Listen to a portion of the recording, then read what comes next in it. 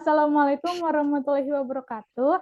Di sini saya ingin mendemokan aplikasi sistem pakar diagnosa penyakit gigi dan mulut.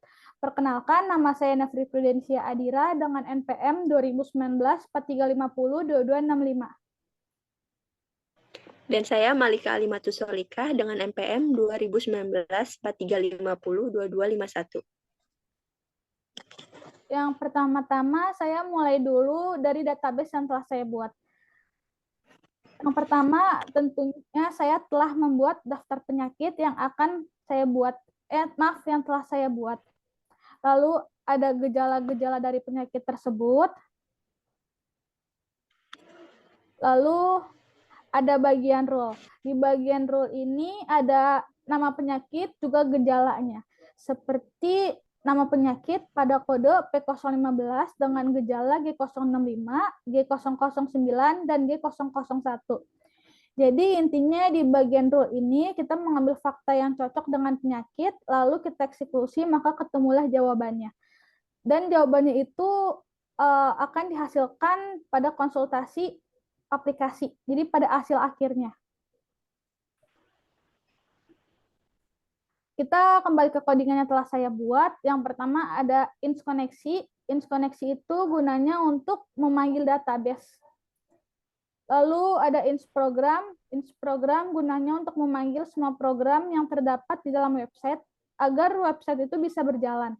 Seperti di sini ada memanggil konsultasi, memanggil profil, mulai, analisa hasil, dan juga home. Lalu di sini ada bagian home. Pada bagian home ini gunanya untuk mendeskripsikan sistem pakar diagnosa penyakit gigi dan mulut. Seperti yang telah saya jelaskan apa itu sistem pakar dan bagaimana cara mekanismenya. Lalu pada bagian home ini di bawah deskripsi saya membuat link ref untuk ke bagian konsultasi. Selanjutnya akan dilanjutkan oleh teman saya Malika. Selanjutnya ada bagian atas. Di bagian atas ini digunakan untuk membuat navigasi bar halaman web. Di bagian ini kita membuat link ref untuk memanggil home dan konsultasi. Selanjutnya, ini adalah menu halaman konsultasi. Di halaman konsultasi ini, pasien mengisi data seperti nama, jenis kelamin, pekerjaan, dan alamat.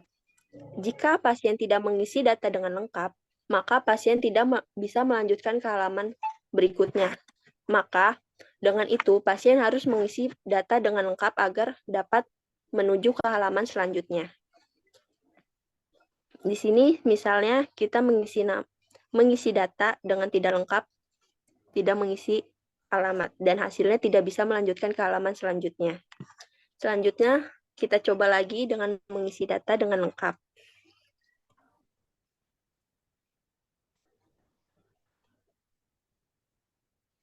Nah, dan di sini kita dapat melanjutkan ke halaman selanjutnya.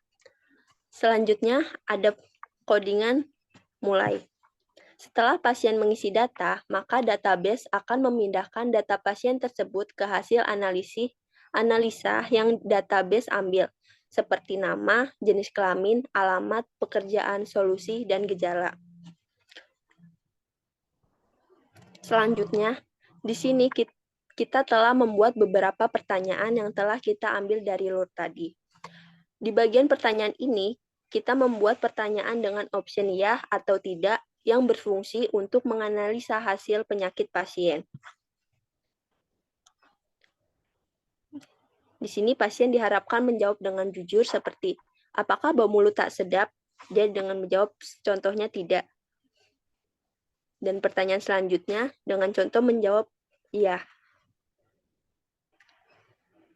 Dan didapatkan hasil dengan nama penyakit sebagai berikut. Selanjutnya,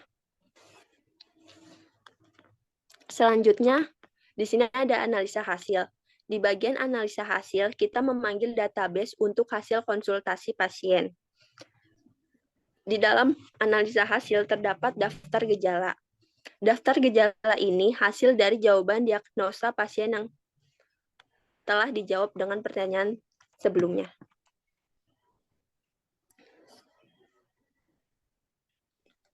Ini adalah hasil dari analisis jawaban pasien terhadap pertanyaan yang telah diajukan. Sekian dari presentasi kami hari ini. Kurang lebihnya mohon maaf. Assalamualaikum warahmatullahi wabarakatuh.